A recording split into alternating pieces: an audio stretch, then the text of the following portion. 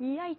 Let's bring in someone who knows what it's like to be behind that podium. The Five co-host Dana Perino served as White House press secretary under President George W. Bush.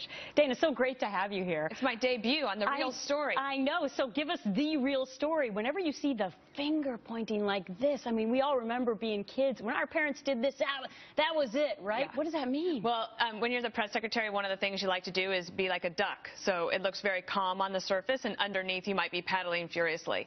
But there are going to be moments, because press secretaries are humans, when you lose your temper or you respond in a way that you might not have if you had all of your cool collection in place. So bring us inside baseball with this. Did he get in trouble after that?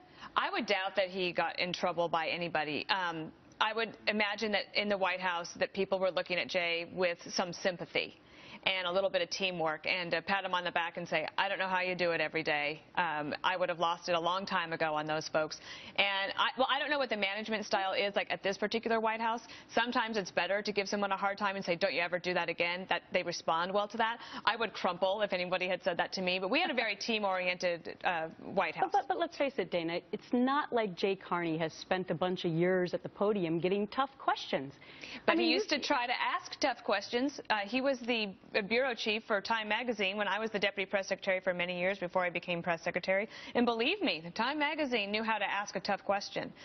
It is different, of course. I think one of the big problems for him right now is he's trying to defend the indefensible. It is plain and black and white. You can run all the tapes that President Obama clearly said that if you like your health insurance plan, you can keep it. And so when the reporters are listening to him and saying, well, how are you trying to explain this away? You can't possibly believe this. But is he in on those conversations? So does he know that the president was lying?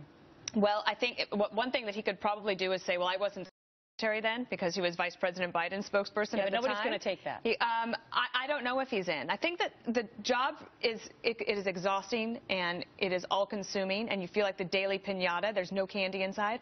But it also can be a very exhilarating and joyous experience. It was the best job I ever had. But most people think of you and they think, Dana Perino, cool. There was one little moment. Let's watch this. Helen, I find it really unfortunate that you use your front row position bestowed upon you by your colleagues to make such statements. That was it? Wow, I need a hair and makeup. You were so cool, though. That's your one heated moment.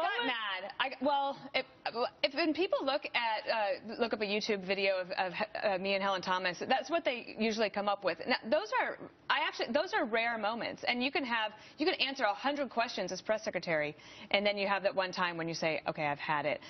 The worst moments for me as press secretary is if I was ever mean or if I tried to make a reporter look small. And I always thought, this is how I thought of my job.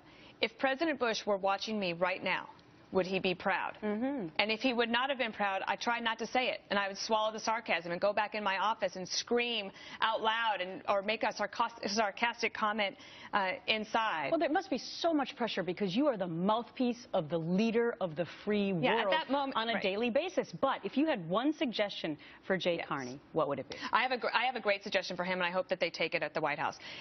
There is no way that any press secretary ever is going to be an expert in every little thing. In particular, they're not website engineers. So every time he gets a question about a particular website thing and how the portal works and how the queue works, I think that they should have a designated person at the Health and Human Services that he can point to and say, I know why you're asking the question. I respectfully refer you to the HHS, and she will answer your question, or he will answer your question.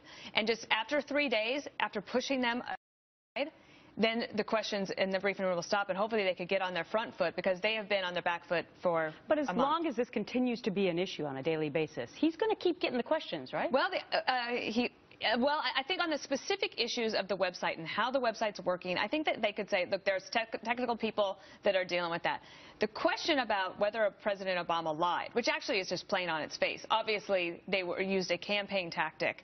If you like your health insurance, you can keep it in order to pass the bill. Right. That's what happened, and now they're having to eat crow. And it's better to eat crow early because if it sits and festers on your plate, it's going to taste like you know what. All right. Andy Card taught me that, actually. And now your only piñata on a daily basis is Bob Beckel. Yeah. All right. Great to see you. Best